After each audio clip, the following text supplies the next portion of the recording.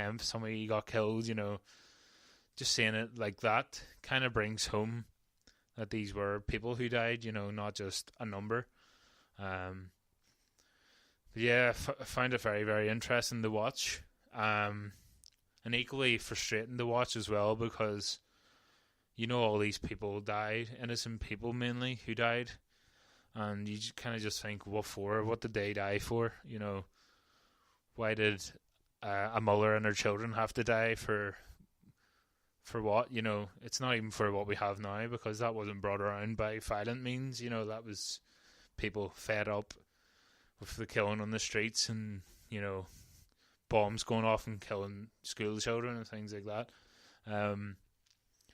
Yeah, it's just very frustrating to watch it, and it's a bit eerie as well, because I study politics and criminology and have a real interest in history, and I was watching it, and you were seeing figures pop up, each of the years, and obviously it's intentional editing, and they were trying to portray a story of these figures through the years, but there was people you'd see, and like a few of them I'd never heard of, and it wasn't just the case that I was born in 1992 and I hadn't heard of these people before, but it was more the case that I knew the reason why I hadn't heard of them is because they were probably killed in the Troubles, or I think there's a guy, I'm definitely getting his name wrong, I think he was called Gregory Wilson.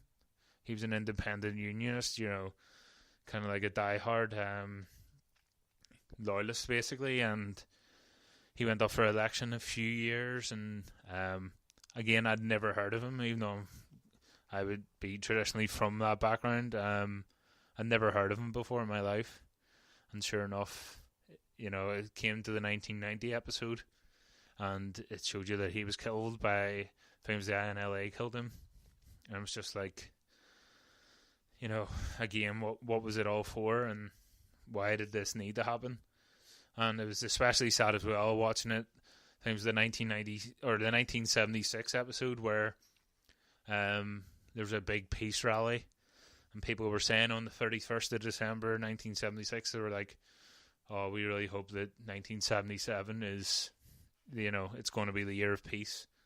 And just knowing that in retrospect that after that you basically had another 20 years of trouble and people dying and just general chaos. It's sad, but you kind of think, what's going to be like in the future?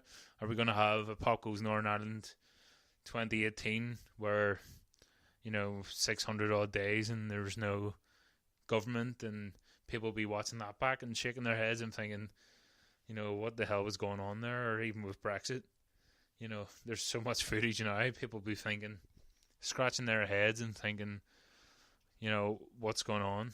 What is going on there? Yeah, and even worryingly as well, sorry to get the mood down here, but yesterday there was a man shot dead on the Glen Road in West Belfast, outside of a school, and I talked about it previously on another episode about the Stacey Dooley documentary and paramilitary beatings and shootings, but you generally kind of think, right, that fatalities are a thing of the past. People aren't going to get shot and killed in the streets of Northern Ireland. We're not America. We're not like every person in the country has a gun kind of thing. You kind of expect better now in 2018, but this man, I believe, was parked outside of I think it was St Mary's Grammar School in West Belfast, and yeah, he was waiting there on his son getting out of school, and yeah, he was just shot in the head, one shot in the head by a gunman wearing a high-vis jacket, which is just tragic. I don't know what the person who was shot dead, don't know if they were involved in anything, but that doesn't even matter.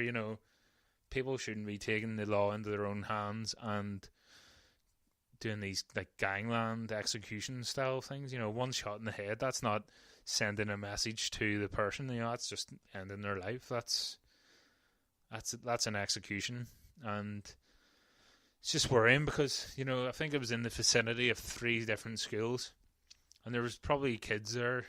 Even secondary school kids are young. It's not like you go to secondary school and you're old, but I can't imagine somebody walking past or a child walking along the street and hearing the gun go off. I have shotguns in the US when I was there, and they're frightening. The sound of them would give you shivers, and it's scary to see the people there so used to it, so used to the noise of a gun going off. But that would have echoed around that whole street, and you don't know what kind of mental damage that does to kids that might have seen it happen, or people who might have been driving past it or anything. But it's just scary that we still have stuff like that goes on. There's still civilians in Northern Ireland that have guns, which is it's frightening. It really, really worries me. But it's not good whatsoever. But I really hope the police find who did it, and stuff like this can just go away. We don't want to have vigilantes running around in Northern Ireland. We seen last week, I think it was, UDA representatives came out and said they weren't happy with the Brexit deal. Our press shouldn't be given paramilitary organisations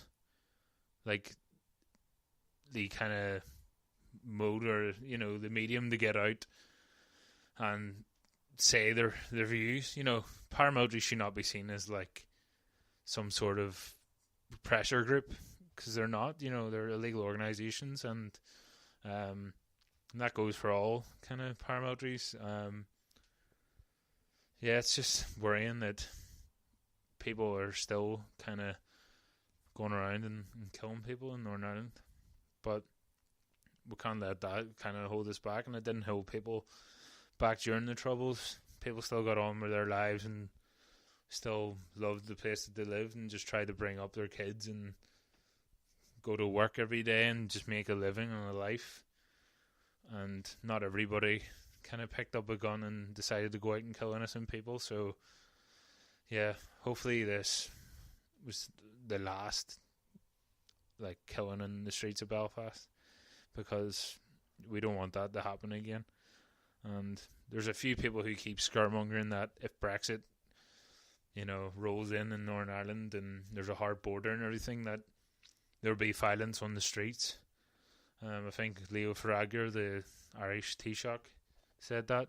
I think that's completely scaremongering. That's just whipping up the crowds a bit and saying, loyalist communities aren't going to go to pick up guns, or they're not going to fight against Brexit. And I really don't see nationalist paramilitaries or people in the nationalist community using Brexit as a reason to take arms and kill people again. That's it's just completely negligent to even suggest that.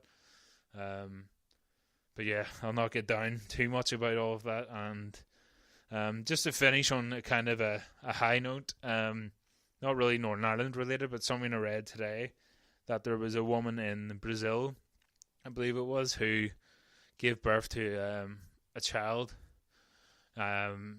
with a womb that was donated from a dead donor.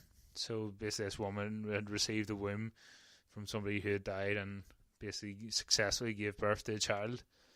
And just shows you that there is still good people in the world that are making, absolute strides in science. And science is just so fascinating. It kind of baffles me why people would get bogged down in religion and, put all their eggs in that religious basket, when